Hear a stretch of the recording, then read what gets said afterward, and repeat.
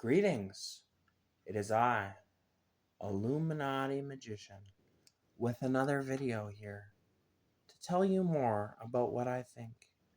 So this video is called Pathologizing Life Itself.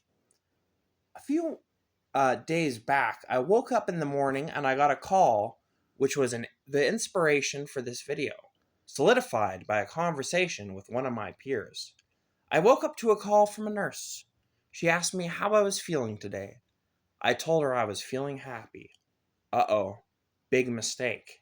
What I should have asked her is, am I allowed to feel happy? I only had 2 minutes to wake up, and I had the audacity to say I was feeling happy. And after speaking with a peer, I realized this was a big mistake. Should I have said that I felt content, or somewhat happy, or perhaps good? Happiness, after all, could be a symptom of some mental illness such as bipolar disorder or mania, and I have to be extra careful not to appear unstable, which was the inspiration for this video. Why should I feel the need to get a permission slip to feel happy? And why are we as a society pathologizing basic human emotions? Pathologizing is to look for problems. Sometimes it's a good thing when you're trying to cure an actual physical ailment, like, narrowing down, what someone's problem is so you can diagnose them. But pathologizing also means looking for things that aren't there or inventing things to fit your narrative. And that's what you find in the mental health. See, mental health, where's I going with this? Fuck. And the thing I was thinking is also, recently, I've been clean from the cigarettes and the weed.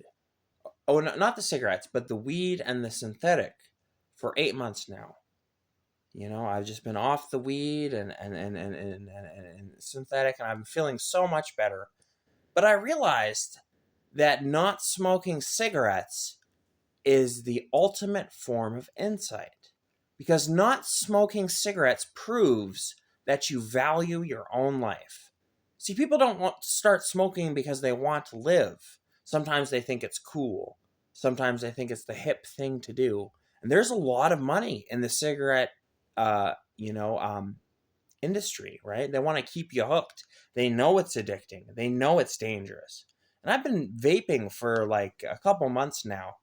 For 3 months, I managed to vape just for 3 months, and then I had maybe 3 cigarettes, maybe 4 cigarettes, and then and then for the last month and a half, I haven't had a single cigarette.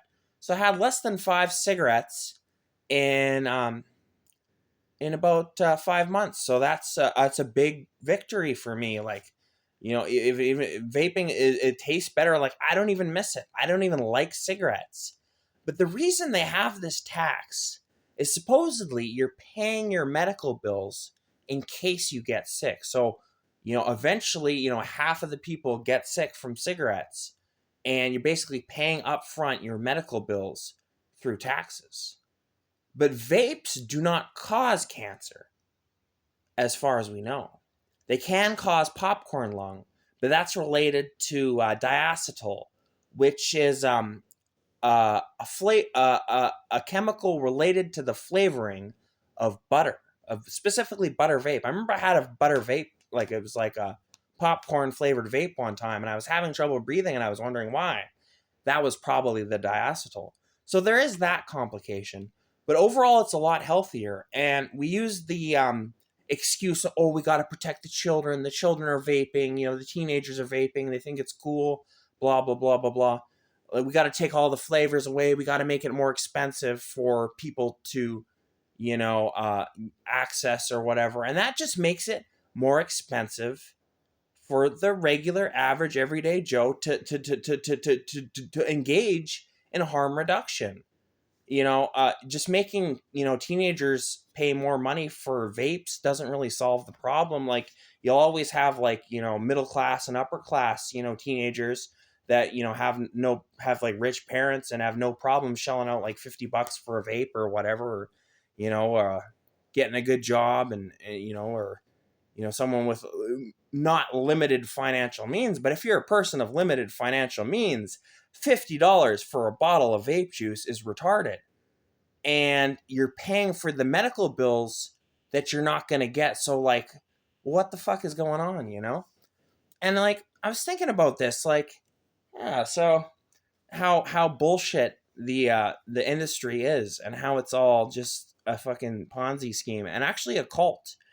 And it's a cult in and of itself. It has its priests, it has its prophets, it has its hierarchy, it has its ins and outs. It has its priesthood, the psychiatrists spreading their wonderful magical elixir of sanity to the people who don't even want it. Yeah, the people that don't even want it. The thing is yeah. But I realized, like, I'm watching Hercules. It's like the devil on my shoulder scheming in the background, like, oh, he doesn't have insight. He doesn't have insight. Oh, does he have insight? Insight, it's kind of a fucking loaded word, Like, I think not smoking cigarettes is the ultimate form of insight. And not smoking weed and not smoking synthetic for 8 months proves that I have insight. And they won't believe it. I'm thinking, oh, I have a craving, for a little while, and they think, like, oh, that means you don't have insight. No, cravings are a natural part of recovery. You're gonna have cravings.